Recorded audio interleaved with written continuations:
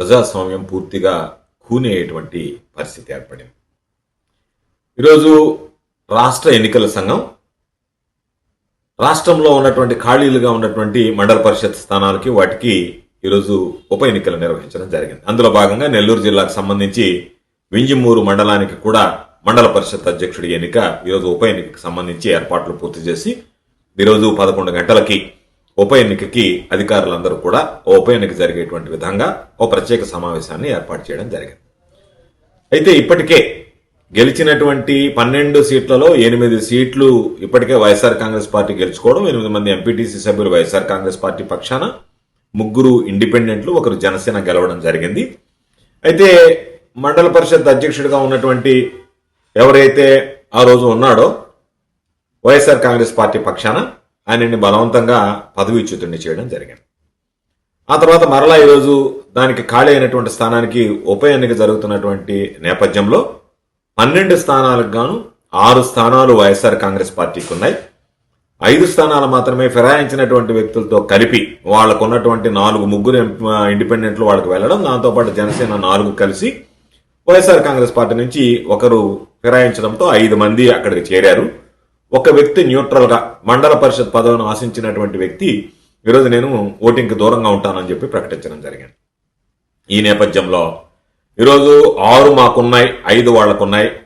మండల పరిషత్కు సంబంధించి వైఎస్ఆర్ కాంగ్రెస్ పార్టీ అభ్యర్థి విజయం అనివార్యం అని చెప్పి గ్రహించిన వెంటనే దారుణంగా 144 సెక్షన్తో పోలీసులు వచ్చినటువంటి ఎంపీటీసీ సభ్యుల్ని 144 సెక్షన్ ఉంది కాబట్టి ఎవరిని రానిము, ఒక్క ఎంపీటీసీ సభ్యుడిని అలౌ చేస్తామని చెప్పి ఎంపీటీసీ సభ్యుడిని తీసుకువెళ్లి ఆ ఎంపీటీసీ సభ్యుడిని బలవంతంగా తెలుగుదేశం పార్టీ వాళ్ళకి అప్పచెప్పి దొడ్డిదారిన మల్లికార్జున అనేటువంటి వ్యక్తిని వాళ్ళు అపహరించుకుని కిడ్నాప్ చేసుకుని ఎత్తుకుని వెళ్ళిపోవడం జరిగింది.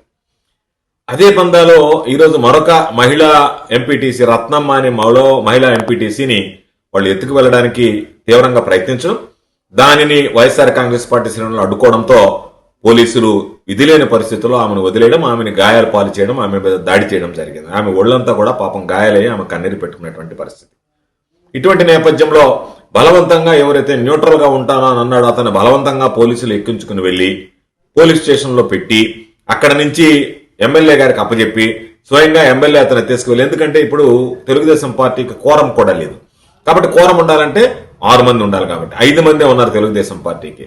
అటువంటి పరిస్థితుల్లో ఒకటిని బలవంతంగా తీసుకువెళ్లి ఆ న్యూట్రల్ గా ఉండేటువంటి క్యాండిడేట్ ని అతని ద్వారా కోరం చేయించి మాకున్నటువంటి ఎంపీటీసీ అభ్యర్థులను బలవంతంగా పోలీసులు అధికారులు అందరూ కలిసి ఎమ్మెల్యే సమక్షంలో తెలుగుదేశం పార్టీ మోకలు ఇష్టారాజ్యంగా వ్యవహరిస్తూ వాళ్ళని బలవంతంగా బయటికి పంపించేసి ఈరోజు ఇప్పటికే మాకు సంబంధించినటువంటి మోహన్ రెడ్డి అనేటువంటి వాడిని మా ఎంపీటీసీ సభ్యుడిని పోలీసులు చెప్పు చేతల్లో పెట్టుకుని కిడ్నాప్ చేసుకుని వాళ్ళు దూరంగా తీసుకువెళ్లి కుటుంబ సభ్యుల్ని బెదిరించి ఎక్కడా కూడా ఫిర్యాదు చేయడానికి కూడా వీలు లేదన్నట్టుగా వ్యవహరించడం జరుగుతుంది. కాబట్టి ఈ రోజు నడిచేటువంటి తంతును చూస్తే ఏదో ఒక విధంగా వైఎస్ఆర్ కాంగ్రెస్ పార్టీ చేజిక్కుంటుంది కాబట్టి దొడ్డిదారిన దౌర్జన్యంగా మండల పరిషత్ పదవిని మనం ఏదో ఒక విధంగా కైవసం చేసుకోవాలనేటువంటి ఒక దుర్మార్గమైనటువంటి ఆలోచనతో ప్రజాస్వామ్య విధానాలకి తిరోధకాలిచ్చి ప్రజాస్వామ్య సాంప్రదాయాలకు విలువనివ్వకుండా ఈరోజు అత్యంత కిరాతకంగా మహిళా ఎంపీటీసీ సభ్యుల మీద, మాకు సంబంధించినటువంటి వ్యక్తుల మీద వాళ్ళ కుటుంబ సభ్యుల సమక్షంలోనే దాడి చేసి ఈడ్చుకు వెళ్లి ఈరోజు పోలీసులు దానికి సహకరించి పోలీసుల అండదండలతో తెలుగుదేశం పార్టీ శ్రేణులు నేరుగా ఒక స్థానిక సంస్థల ప్రజాప్రతినిధులకే ఈరోజు ఈ ప్రభుత్వంలో రక్షణ లేకుండా పోయింది అంటే ఇక సామాన్యుడి పరిస్థితి మనకి ఏ విధంగా ఉంటుందో అర్థం చేసుకోవచ్చు. కాబట్టి ఇప్పటికైనా చంద్రబాబు నాయుడుని ప్రజలు చీకొడుతున్నారు. చంద్రబాబు నాయుడు లోకేష్ విధానాలను ప్రజలు అసహ్యించుకుంటున్నారు, కూటమి పాలనని యావగించుకుంటున్నారు. అటువంటి నేపథ్యంలో వాటికి పరాకాష్ఠగా ఈరోజు మీరు చేసేటువంటి పరిస్థితులు అన్ని కూడా ప్రజలు గమనిస్తున్నారు. కాబట్టి ప్రజాస్వామ్యంగా ఉండేటువంటి మనం ప్రజాస్వామ్య వ్యవస్థలో ఇటువంటి దౌర్జన్యాలకు తావులేదు.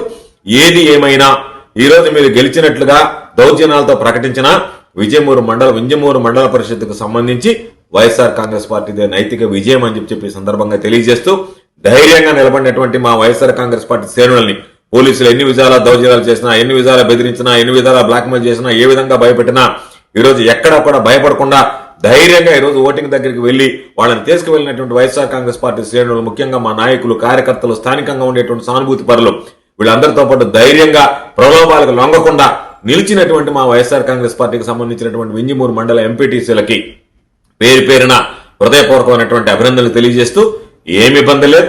మరలా జగనన్న ప్రభుత్వం అధికారంలోకి రాబోతుంది 2029లో. మనందరం కూడా మరలా ఈ రోజు మీరు అనుకున్నటువంటి స్థానాలను అధీశిస్తాం. కాబట్టి మీరు ఈ రోజు వెన్ను చూపకుండా మీరు చూపించినటువంటి ధైర్యం, మీరు చూపించినటువంటి సాహసం, మీరు పోరాడినటువంటి తీరు నిజంగా ప్రశంసనీయమని చెప్పి ప్రత్యేకంగా మిమ్మల్ని అందరినీ అభినందిస్తూ కూటమి పాలనకి అధోగతి పాలు కావడానికి, కూటమి పాలనకి పతనం ప్రారంభమైందని చెప్పడానికి, కూటమి పాలనకి ఈరోజు ప్రజల్లో విలువ పరపతి లేకుండా పోయింది కాబట్టి దాడులు దౌర్జన్యాలతో ఏదో ఒక విధంగా మేము అధికారాన్ని కొనసాగించాలి, అధికారాన్ని చేజించుకోవాలనేటువంటి మీ ఆలోచనలకి ప్రజలు మీకు ఏ రీతిలో బుద్ధి చెప్తారనేటువంటిది రాష్ట్రంలో జరిగేటువంటి సాధారణ ఎన్నికల్లో జరుగుతుంది. తప్పనిసరిగా ప్రజలు మీకు బుద్ధి చెప్పేటువంటి పరిస్థితి, పద్ది చెప్పేటువంటి సందర్భం తొందరలోనే ఉంది అని చెప్పి సందర్భంగా గుర్తు చేస్తూ దీనిని వింజమూరులో పోలీసుల ప్రవర్తన, పోలీసుల సహకారంతో తెలుగుదేశం పార్టీ వ్యక్తులు శ్రేణులు వ్యవహరించినటువంటి తీరు, శాసనసభ్యుడిగా చట్టసభలో శాసనసభ్యుడిగా వ్యవహరిస్తున్నటువంటి గోండాలాగా వ్యవహరించినటువంటి విధానం, వీటిని అన్నిటిని కూడా వైఎస్ఆర్ కాంగ్రెస్ పార్టీ తీవ్రంగా ఖండిస్తోంది, గర్హిస్తోంది.